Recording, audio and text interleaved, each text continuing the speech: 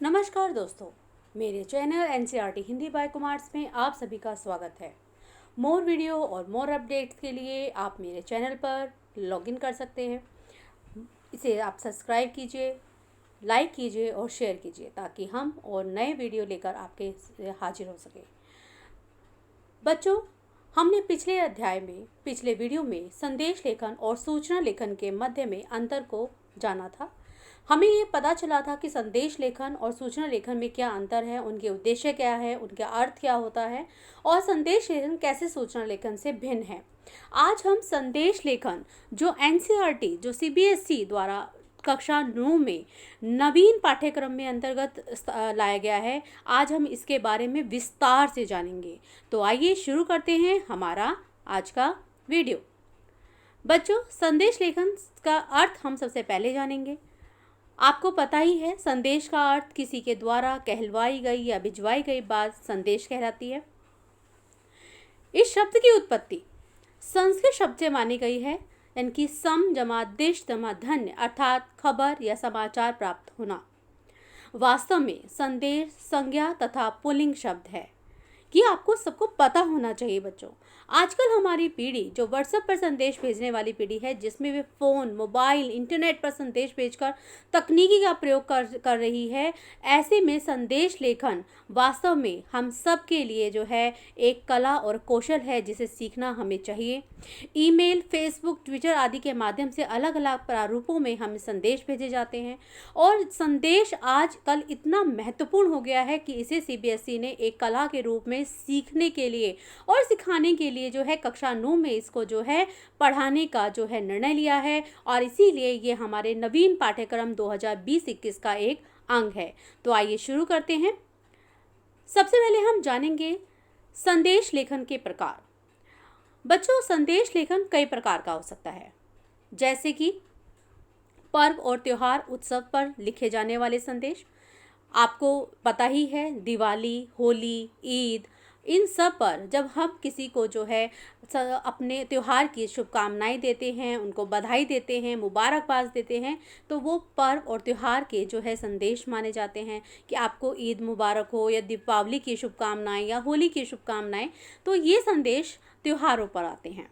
दूसरे तरह के जो संदेश होते हैं वो होते हैं शुभकामनाएं, जिसमें आप देखोगे हम जो प्रतिवर्ष छोटे छोटे दिनों में हम विभाजित कर देते हैं, जैसे आज मातृ दिवस है या आज महिला दिवस के रूप में है या आज योग दिवस है। इनके लिए भी हम कई बार शुभकामनाएं भेजते हैं, संदेश भेजते हैं। तो ये भी हमारे संदेश लेखन का दूसरा प्रकार है। तीसरा प्रकार आता है सामाजिक संदेश। अब आपको पता ही है कि समाज में जब हम कोई नई विचारों को लाते हैं, जैसे अगर हम साक्षरता संदेश देना चाहते हैं, शिक्षा के विस्तार करना चाहते हैं या स्वच्छता के सफाई के लिए हमको जो है कोई संदेश देना चाहते हैं, या फिर अगर हमें खोया या पाया के अंतर्गत हम समाचार पत्रों में संदेश देना चाहते हैं, तो वो सामाजिक संदेश आते हैं। इन सामाजिक संदेशों का जो संबंध होता है वो पूरे समाज से होता है, पूरे समाज की उन्नति से होता है, इसलिए हम जो है इन्हें सामाजिक संदेश की जो है वर्ग में रखेंगे। इसके अलावा हमारे पास जो संदेश की वर्ग है वो है व्यक्तिगत संदेश। व्यक्तिगत संदेश यानी कि ये संदेश सार्वजनिक नहीं होते, ये हम अपने परिजनों को आपस में जो है भेजते हैं। ये कौन से हो सकते हैं? ये व्यक्तिगत संदेश में आप अगर आज कक्षा में अनुपस्थित हैं या स्कूल नहीं गए तो अनुपस्थिति का संदेश आप अपने जो है स्कूल में भेजते हैं, या फिर आज आपको जो है परिजनों को बधाई देनी है, किसी की शादी है या किसी के घर में किसी नवजात बच्चे का जो शिशु का जन्म हुआ है तो आप उसकी जो है बधाई देते हैं, या फिर आज आप अपने घर में देर से आ रहे हैं और आप उसका संदेश जो है अपने माता पिता को भेजते हैं। तो ये व्यक्तिगत संदेश है जो एक व्यक्ति जो है अपने दूसरे व्यक्ति को भेजता है। इसके अलावा कुछ मिश्रित संदेश भी हैं। मिश्रित संदेश में आप देखोगे कि आजकल जिस तरह से कोरोना बीमारी चल रही है, तो कोरोना एक सामाजिक और साथ साथ एक राष्ट्र जो है वो बीमारी घोषित की गई है, और ऐसे में ये संदेश जो है हमें मिश्र संदेश में आएगा। देशभक्ति से संबंधित संदेश, जो हमारे राष्ट्र की जो देश की भक्ति से संबंधित संदेश है, वो भी इसमें कैटेगरी में आते हैं।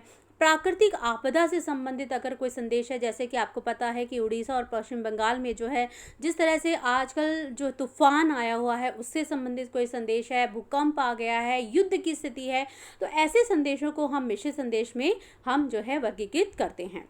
तो आपने देखा कि हमने संदेश लेखन के कई प्रकार हैं, जिसमें पर्व, उत्सव, त्योहार से संबंधित, शुभकामनाओं से संबंधित, सामाजिक संदेश से संबंधित, व्यक्तिगत और मिश्रित संदेश, ये सभी प्रकार के संदेश जो हैं आप जो है इन्हें देख सकते हैं और समझ सकते हैं।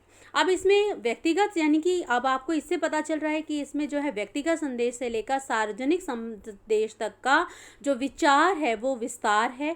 दूसरी बात, ये औपचारिक और अनौपचारिक दोनों कैटेगरी में आएंगे। अगर आप देश के नाम संदेश दे रहे हैं, या फिर आप साक्षरता से संबंधित कोई संदेश दे रहे हैं, या स्वच्छता से संबंधित कोई संदेश दे रहे हैं, तो उसकी भाषा में औपचारिकता होगी।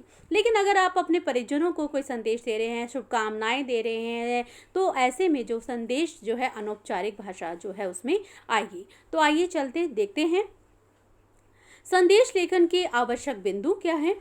सबसे पहले बच्चों, समस्त सूचना रेखा, सीमा रेखा यानी कि बॉक्स में लिखी जाती है। दिनांक, समय, संबोधन लिखना अत्यंत आवश्यक है। क्यों लिखना आवश्यक है? ताकि आपको पता चले कि हमने किस तारीख को, किस तिथि को, किस समय जो है और किसे जो है हमने संदेश लिखा था। मध्य में संदेश लिखा जाता है, जिसमें रचनात्मकता और सृजनात्मकता होनी चाहिए। आपको समझ में आ ही गया होगा कि इसमें जो है बहुत ही जो है नवीनता इसमें आपके जो है संदेश लेखन में होनी चाहिए, जैसा कि सीबीएसई जो है इसे मांगती है। संदेश के अंतर्गत विषय वस्तु में केवल महत्वपूर्ण बातों को लिखा जाना चाहिए और इसमें अनावश्यक जो वर्णन है उससे बचना चाहिए। जो आपका मुख्य संदेश है, अगर आप देर से आ रहे हो तो आप अपने माता पिता को संदेश दे रहे हो कि मैं इस कारणवश जो है देर से आऊँगा, और इससे संदेश आप दे सकते हैं। तो आपका जो संदेश है उसमें जो विषय वस्तु है वो महत्वपूर्ण बातों से ही संबंधित होनी चाहिए। अनावश्यक विस्तार आपको उसमें नहीं करना चाहिए, ये ध्यान रखना होगा। अगला पॉइंट है विषय संबद्ध वस्तु का वर्णन, यानी कि जो विषय, जिस विषय पे आपको संदेश लिखना है उसी विषय से ही आपको उसी के आसपास ही अपनी जो विषय वस्तु जो है लिखनी होगी। ये नहीं कि आपको पूछा किसी विषय पे गया है और आप किसी और विषय का वर्णन कर रहे हैं, तो वो बच्चों गलत हो जाएगा, एग्जामिनर आपके मार्क्स काट सकता है। दूसरा कि वस्तु का जो वर्णन, जो भी आप विषय संबंधित वस्तु वर्णन कर रहे हैं वो संक्षिप्त होनी चाहिए और भाषा में शिष्टता होनी चाहिए। अर्थात भाषा जो है आपकी जो है औपचारिक होगी और सुबोध होनी चाहिए, सरल होनी चाहिए, जो समझ में आ सके।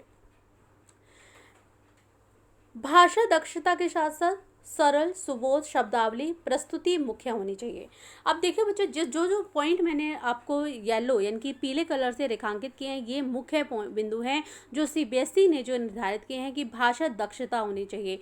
मतलब भाषा में दक्षता का अर्थ ये नहीं है कि वो सरल ना हो या सुबोध ना हो, और शब्दावली जो है वो उसकी प्रस्तुति है, जो प्रस्तुत आप कर रहे संदेश वो मुख्य होनी चाहिए। आपकी प्रस्तुति बहुत ही आकर्षक होनी चाहिए, आप इस बात का ध्यान रखेंगे। अंत में भेजने वाले का नाम आप अवश्य लिखेंगे। अगर आप बोर्ड की परीक्षा में इस प्रश्न को जो है हल कर रहे हैं तो आप अपना नाम नहीं लिखेंगे, अपनी पहचान कहीं नहीं लिखेंगे। आप अपने अगर उसमें प्रश्न में कहीं भी आपका नाम या व्यक्ति का नाम नहीं लिखा है तब आप वहाँ पर क ख ग ही लिखेंगे। ये हमेशा महत्वपूर्ण बिंदुओं को आप हमेशा याद रखिए बच्चों, कि जब तक आपकी पहचान न बताई गई है और ना पूछी गई तब तक आप उसमें ना लिखें, क्योंकि आपके नाम और आपकी पहचान से कहीं ना कहीं जो है आपके मार्क्स कट सकते हैं। तो अगर परीक्षा में प्रश्न में जो है परीक्षा पत्र के प्रश्न में आपका नाम नहीं दिया हुआ है तो आप क ख ग ही वहाँ पर लिखें, ये बहुत आवश्यक है। विषय अनुकूल श्लोक, दोहा, तुकांत पदों का आप प्रयोग कर सकते हैं, क्योंकि जब हम शुभकामनाएं देते हैं तो हम क्या करते हैं, वहाँ पे हम कोई बड़ी सुंदर सी पंक्ति लिखकर उसके जो है शब्द अपने भावों को व्यक्त करते हैं। हम तुकांत पद बना सकते हैं। तुकांत क्या होते हैं? राइमिंग वर्ड होते हैं। राइमिंग वर्ड जिसमें जो लाइन जो है ऊपर वाले जो अंतिम शब्द होते हैं नीचे वाले वाक्य के अंतिम शब्दों से मैच खाते हैं। आना जाना, घूमना फिरना, इस तरह के तुकांत शब्द होते हैं। और दोहे आप लिख सकते हैं, श्लोक आप लिख सकते हैं, जो संदेश है उसको जो है मुख्य और आकर्षक बनाता है और उसे जो है काफ़ी जो है आपका जो संदेश है वो प्रभावशाली भी बन जाए। बच्चों, सबसे ज़रूरी बात कि जब आप वे संदेश लेखन लिखें तो उसमें शब्द सीमा का हमेशा ध्यान रखें। शब्द सीमा 30 से 40 शब्द होते हैं, तो ये आप ज़रूर ध्यान रखें कि इससे आगे आपके जो विषय वस्तु ना हो। ये 30 से 40 शब्द क्या हैं? 30 से 40 शब्द जो है आपकी कंटेंट है, जो विषय वस्तु आप लिख रहे हैं वो है। तो आप इसका अवश्य ही ध्यान रखें कि वो शब्द सीमा से बाहर ना हो। अगर थोड़ा एक दो कुछ वर्ड ऊपर नीचे हो जाते हैं तो कोई बात नहीं, उसमें डरने की ज़रूरत नहीं है। आइए हम सबसे पहले प्रारूप को जान लेते हैं कि प्रारूप कैसा होना चाहिए। और ये हमारा है। सबसे पहले मैंने जैसा कि बताया था, आप एक बॉक्स बनाएंगे। उस बॉक्स में सबसे ऊपर क्या लिखेंगे? संदेश। उसके बाद क्या आएगा? दिनांक आएगी। फिर समय आता है, संबोधन आता है कि आपने किसे संबोधित किया, जैसे प्रिय माता जी, प्रिय पिताजी, प्रिय मित्र, ठीक है। उसके बाद विषय वस्तु आती है। विषय वस्तु 30 से 40 शब्द की होती है बच्चों, ये ध्यान आप रखेंगे हमेशा। और सबसे नीचे आता है जिसने संदेश लिखा है उसका नाम। दिनांक, समय जो है दिनांक के नीचे भी आ सकता है, ये जो है स्वीकार्य होगा। और मैं हमेशा की तरह इस बार भी आपको बताऊंगी कि हमारे चैनल पे बहुत सारे लोग जुड़ चुके हैं और पूरा फ़ायदा उठा रहे हैं। आप भी इसे सब्सक्राइब ज़रूर कीजिए, फ़ायदा उठाइए। और ये बहुत ज़रूरी है क्योंकि हम हर बार नए जो है चीज़ें लेके आते हैं। ऐसी चीज़ें जो CBSE अभी अभी निकाल रही है, अभी अभी उन्होंने जो है संदेश भेज रही है, ऐसे ऐसे जो है वीडियो हम लेके आते हैं। अगर आपको इसका फ़ायदा उठाना है तो आप ज़रूर हमारे चैनल को सब्सक्राइब कीजिए बच्चों। और बहुत सारे लोग इसका फ़ायदा उठा रहे हैं, तो आप भी पीछे मत रहिए। तो आप हमने जो है अब तक प्रारूप को देखा। आइए एक हम उदाहरण को देखते हैं। मैंने प्रश्न लिखा है, होली के त्यौहार पर मित्रों को शुभकामना संदेश लिखना है। तो आइए शुरू करते हैं। देखिए, सबसे पहले आप बॉक्स बनाएंगे, फिर लिखेंगे संदेश। दिनांक आएगी 20 जनवरी 2020, रात्रि 11 बजे आप ये संदेश लिख रहे हैं। प्रिय मित्रों, संबोधन। कल रंगों से भरी होली है, ये रंग आपके जीवन में सदा खुशियां लाएं, आपके जीवन में सुख समृद्धि का आगमन हो। इस पावन पर्व पर मेरे परिवार की ओर से हार्दिक शुभकामनाएं। क ख ग। अब देखिए, मैंने प्रश्न में कहीं मेरा नाम जो है इसमें मेंशन नहीं था, इसलिए मैंने नीचे क्या लिखा है? क ख ग लिखा है। तो आइए देख लेते हैं हमारा जो प्रारूप है वो इसके साथ पूरा मैच करता है कि नहीं करता। देखिए, ये हमने क्या लिखा? लेखन का नाम जो हमने लिखा है, जो हमारा जो मुख्य जो लेखन जो है उसका हमने नाम लिखा। हमने क्या लिखा? हमने संदेश लिखा है तो संदेश आएगा। उसके बाद ये देखिए, ये हम क्या है? ये है दिनांक, यानी कि 20 जनवरी 2020 जो है दिनांक लिखी है। फिर आया है इधर समय, ये एरो गया है और ये बताता है हमने समय लिखा है। मैंने जैसे कि आपको पहले भी बताया कि आप जो है जो तिथि है, दिनांक है, इसके नीचे भी समय लिख सकते हैं। तो ज़रूरी नहीं कि आप इस साइड अपने जो है राइट साइड में लिखें, आप इसके सामने इसके नीचे भी लिख सकते हैं, तो वो प्रारूप भी ठीक होता है। ठीक है। उसके बाद हमने प्रिय मित्रों लिखा। ये क्या था? ये था संबोधन। आप हमेशा ध्यान रखिए, संबोधन आप जरूर लिखेंगे। जैसे कि हम अनौपचारिक पत्र में लिखते हैं संबोधन, वैसे ही इसमें भी लिखेंगे, जिसमें अभिवादन नहीं होता, लेकिन हाँ संबोधन अवश्य लिखेंगे आप।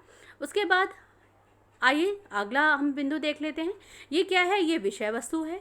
और विषय वस्तु मैंने आपको पहले ही बता चुकी हूँ, ये 30 से 40 शब्दों से अधिक नहीं होगी। तो 30 से 40 शब्द, आप शब्दों को काउंट मत कीजिए, हमेशा ध्यान रखिए 30 से 40 शब्द कैसे होते हैं। हाँ, एग्जामिनर जो है बोर्ड के पेपर में एग्जामिनर मान के चलता है कि आपके एक पंक्ति में 10 शब्द आते हैं, कम से कम 8 से 10 शब्द आते हैं।